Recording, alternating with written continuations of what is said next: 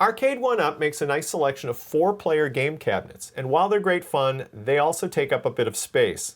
When I bought my Golden Axe 2 cabinet last year, at that time it was the second game I owned, so its 32-inch wide 4-player deck wasn't much of a problem. But as I expand my home arcade, I found that the 20-inch wide width of the 1- and 2-player cabinets works a lot better for me.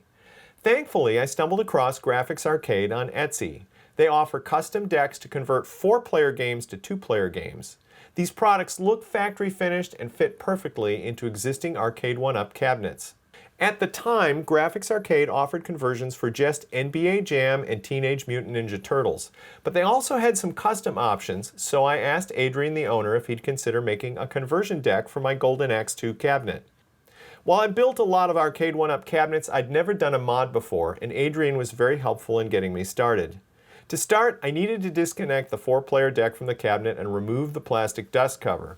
Before doing anything else, I photographed all the wiring connections just to make sure I could put the plugs back correctly. I then dismounted and removed the parts I needed for the conversion. Most are held with screws or clips, but a few are also glued in place. The joysticks use both glue and screws. After removing the screws, I heated the metal plate with a hairdryer for a couple of minutes, then popped it loose from the deck with a stiff putty knife. For the conversion, I used the on-off volume control assembly and its trim rings, the circuit board and its screws, 10 buttons, and 3 joysticks. Why 3 joysticks for a 2-player game? On this particular Arcade1Up cabinet, the Player 1 joystick and attack button are needed for making game selections. And while that works well for Golden Axe 2, which is 4-player, the other 4 titles use the inner 2 control panels for game play. If you keep just the 2 inner sets of controls, you'll have no way to select the games or make changes in the game menu.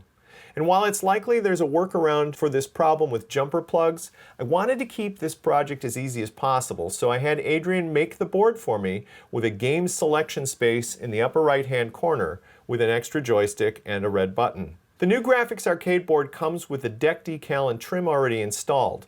The new deck also includes the plexiglass overlay and a new deeper J panel for the front. The first assembly step is to install the joysticks. After locating each stick in the center of the hole, I held it to the board with masking tape. Next, I used an awl to make starter holes in the wood deck, and then I drove the screws in place with my drill. Next, I installed the trim rings for the on-off and volume switches. The switches are mounted in a plastic bracket that attaches to the board with 3 screws. If the screws hold the bracket too tightly, the slide switches will bind. I found I needed to back off on the screws a bit to get good slide switch function. The switch bracket has 3 posts that support the circuit board. Once the board was in place, I plugged in the connection for the volume and power switches. Both are clearly labeled on the circuit board on the right end. Next, I plugged the joysticks into the board. The Game Select joystick plugs into the pair of G1 sockets, followed by the Player 1 position into G2 and the Player 2 position into G3.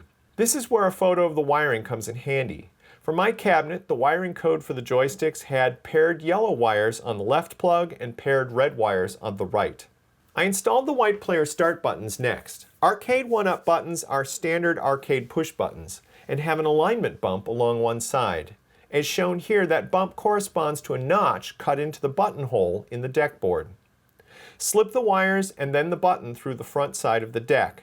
Once you have the alignment bump set in the right position, press the button firmly into the hole until you hear its locking tabs click into place. The Player 1 button plugs into the G1 start socket on the board. Do the same thing for Player 2 and the Player 3 buttons. They plug into G2 start and G3 start on the circuit board. Why do we need the Player 3 button? When playing Golden Axe 2, you'll need the Player 3 button to start that position.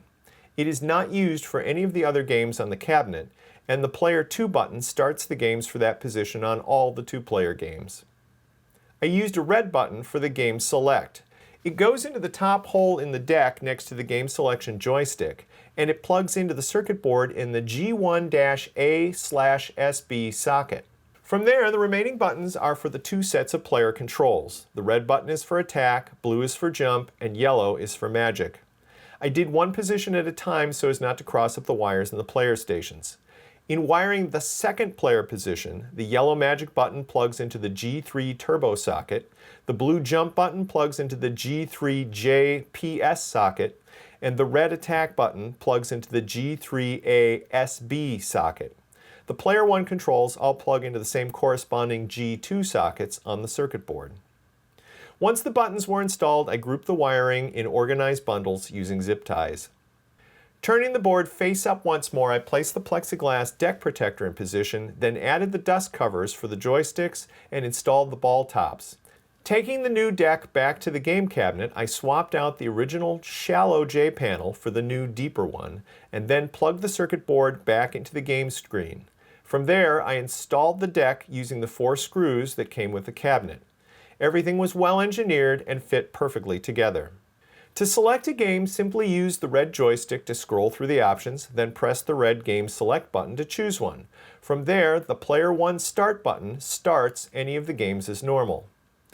As you can see, things in my arcade are a tight fit, but by slimming down my Golden Axe cabinet from 4 players to 2 players, everything fits in the room much better.